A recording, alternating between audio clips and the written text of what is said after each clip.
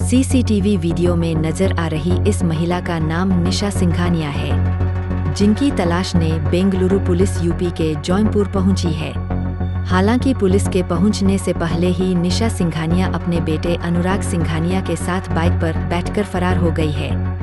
ये CCTV video Jaunpur के एक होटल का है, जहां निशा सिंघानिया अपने बेटे अनुराग सिंघानिया के साथ रात 11 बजे के आसपास पहुंची थी।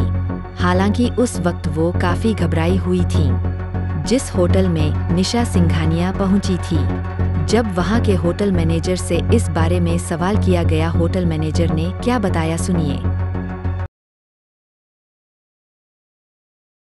रात में लगभग 11:15 बजे के आसपास मैम आई। एक भैया थे, कौन थे जान पहचान नहीं थी।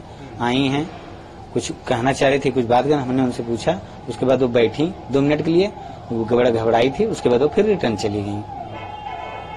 तो कुछ कह रही थी आपसे, घबराई हुई थी कुछ या? नहीं कुछ हमसे कुछ उन्होंने कुछ नहीं कहा। पानी नहीं मांगी?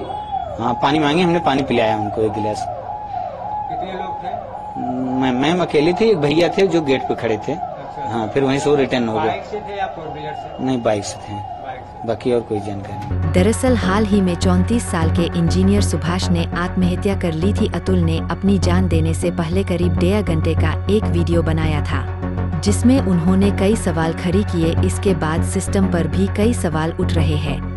बता दें कि अतुल ने खुद पर दहेज उत्पीड़न से लेकर हत्या समेत 9 मामले दर्ज करने से लेकर सुसाइड के लिए उकसाने का अपनी पत्नी निकिता सिंघानिया, पत्नी के भाई अनुराग सिंघानिया और पत्नी के चाचा सुशील पर आरोप लगाया है। निकिता सिंघानिया का परिवार जौनपुर के खोवा मंडी इलाके का रहने वाला है। हालांकि निकिता की मां और भाई अब घर छोड़कर फरार हो गए। दरअसल पुलिस की एक टीम 12 दिसंबर को इस मामले की जांच और पूछताछ के लिए जौनपुर पहुंची।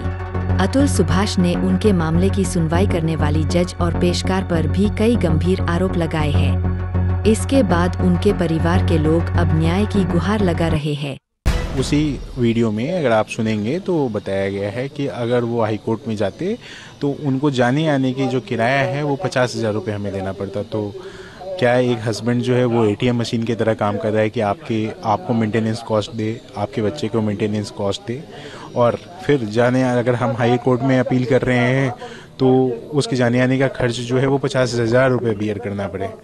तो मुझे ये समझना है लॉ से या सिस्टम से कि कैसे ये लॉ सिस्टम काम करता है। मेंटेनेंस कॉस्ट जो मांगा जाता है, क्या उसके पीछे जो है वो कोई वो है बेसिस है, या सिर्फ जो लड़का ज़्यादा कमा रहा है वो उसका जो है ज़्यादा पैसा देना है, जो लड़का ज़्यादा पैसा कमा रहा है उसको घूस ज़्यादा देना पड़ रहा है। वहाँ की जो जज हैं, वो जज साहिबा जो हैं वो बोल रही हैं कि 5 लाख रुपए अगर तुम दोगे मुझे तो मैं ये केस सेटल कराऊंगी, अदरवाइज सारे आप तुम्हारे और तुम्हारे फैमिली मेम्बर्स को मैं कोर्ट में बुलाती रहूँगी। उसके बाद शायद उन्होंने, जब मेरे भाई ने मना कर दिया ऐसा, तो शायद उन्होंने कोर्ट्स के जो डेट्स हैं वो बहुत फ्रिक्वेंटली देनी पड़े, बिकॉज कि वो परेशान हो। और आपको पता है कि कॉर्पोरेट एम्प्लॉय की कितनी छुट्टियाँ होती हैं, क्या होती हैं।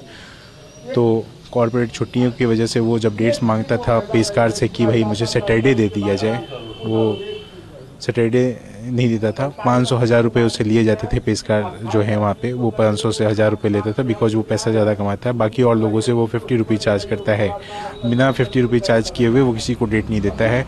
ये उस वीडियो में मेंशन है।